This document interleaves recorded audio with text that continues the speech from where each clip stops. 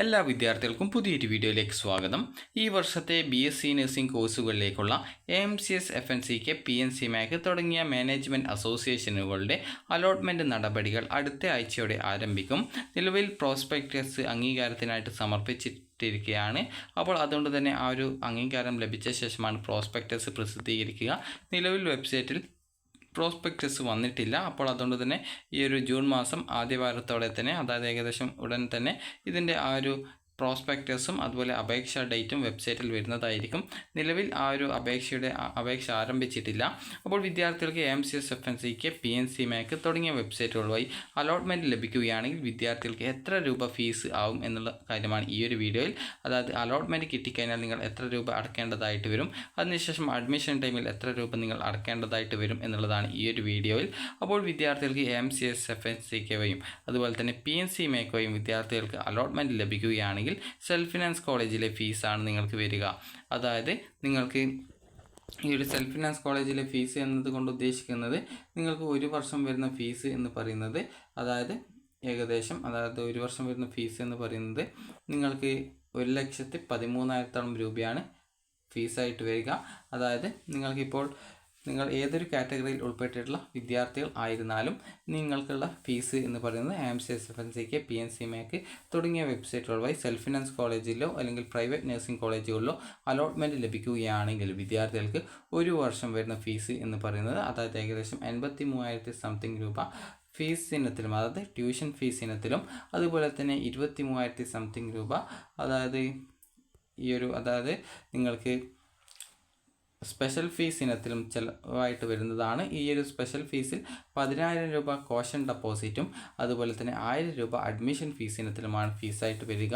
അപ്പോൾ നിങ്ങൾക്ക് ഒരു വർഷം ഏകദേശം 1,13,000 രൂപയാണ് ഫീസായിട്ട് ഒരു വർഷം ആദ്യത്തെ വർഷം നിങ്ങൾക്ക് ഫീസായിട്ട് വരിക. അപ്പോൾ അതിനുശേഷം രണ്ടാം വർഷം മുതൽ നിങ്ങൾക്ക് 1,02,000 രൂപയാണ് ഫീസ് ഇനത്തിൽ വരിക. അതായത് ആദ്യ വർഷം അടച്ചിട്ടുണ്ടായിരുന്ന കോഷൻ ഡെപ്പോസിറ്റ്, അഡ്മിഷൻ ഫീസ് എന്നിങ്ങനെയുള്ള ഫീസുകൾ ഈ ഒരു രണ്ടാം വർഷം മുതൽ ഈ ഒരു 4ാം വർഷം വരെ നിങ്ങൾക്ക് ഫീസ് ഇനത്തിൽ വരില്ല. അപ്പോൾ അങ്ങനെ നിങ്ങൾക്ക് രണ്ടാം വർഷം മുതൽ ഏകദേശം 1,02,000 രൂപയാണ് ഈ ഒരു AMCS FNCK ആയാലും PNC MAC ആയാലും നിങ്ങൾക്ക് ചിലവായിട്ട് വരിക.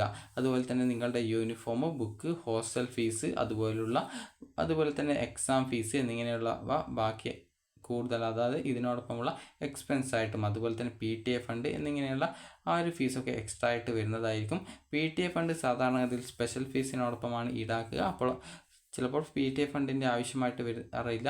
അപ്പോൾ നിങ്ങൾക്ക് ടോട്ടൽ, അതായത് ഒരു വർഷം വരുന്ന ഫീസ് എന്ന് പറയുന്നത് ഈ ഒരു 1,13,000 രൂപയാണ് വേണ്ടത്. അതുപോലെ നിങ്ങൾക്ക് ആദ്യം അലോട്ട്മെൻറ്റ് ലഭിക്കുന്ന സമയത്ത് നിങ്ങൾ 25,000 രൂപ അടക്കേണ്ടതായിട്ട് വരുന്നതാണ്.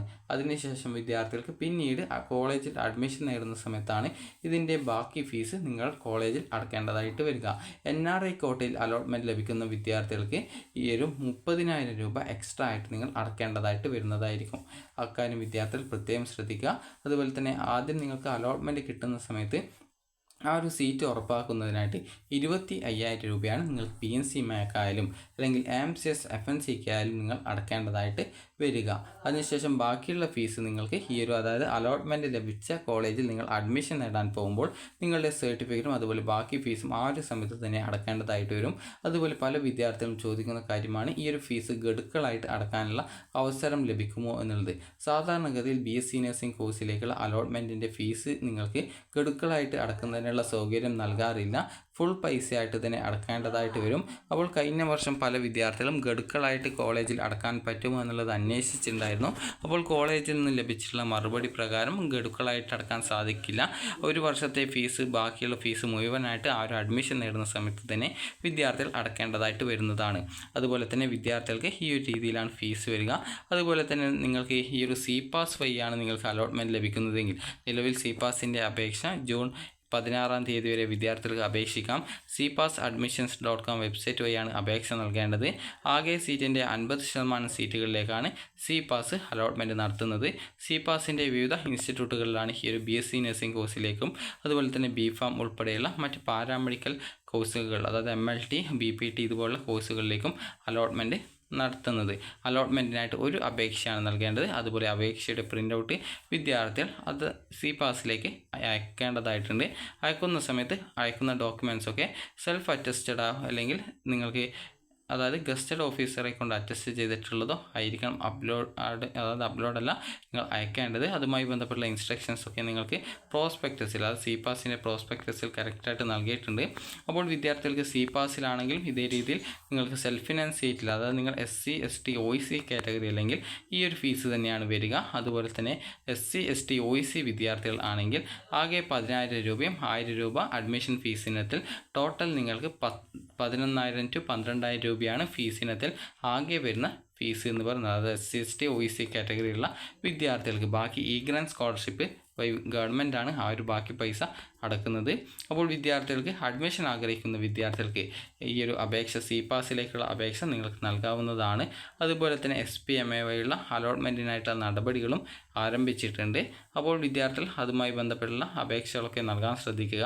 അതുപോലെ തന്നെ AMCS FNCക്ക് PNCMAക്ക് തുടങ്ങിയ വെബ്സൈറ്റുകൾ വഴി വിദ്യാർത്ഥികൾക്ക് ഈ ഒരു അപേക്ഷകൾ നിങ്ങൾക്ക് ഉടൻ തന്നെ നൽകാൻ സാധിക്കും എന്നാണ് കരുതുന്നത്. അതായത് ഏകദേശം അടുത്ത ആഴ്ചയോടെ തന്നെ ഇതിൻ്റെ അപേക്ഷ സംബന്ധിച്ചുള്ള വിശദവിവരങ്ങൾ വരുന്നതായിരിക്കും. അത് പ്രോസ്പെക്ടസ് ഉൾപ്പെടെ പ്രസിദ്ധീകരിക്കുന്നതായിരിക്കും. അപ്പോൾ വിദ്യാർത്ഥികൾക്ക് ഈ ഒരു വീഡിയോ ഉപകാരപ്രദമായിട്ടുണ്ടെന്ന് കരുതുന്നു. അപ്പോൾ ഓരോ യൂണിവേഴ്സിറ്റിയിലെ അസോസിയേഷന് കീഴിലുള്ള കോളേജും അറിയുന്നതിനായിട്ട് നിലവിൽ കോളേജ് ലിസ്റ്റ് എന്നുള്ള ഓപ്ഷൻ നൽകിയിട്ടുണ്ട്. അതിൽ ക്ലിക്ക് ചെയ്തുകൊണ്ട് നിങ്ങൾക്ക് ഓരോ വർഷത്തെയും കോളേജ് ലിസ്റ്റ് അറിയുന്നതിനായിട്ടുള്ള അവസരം നൽകിയിട്ടുണ്ട്.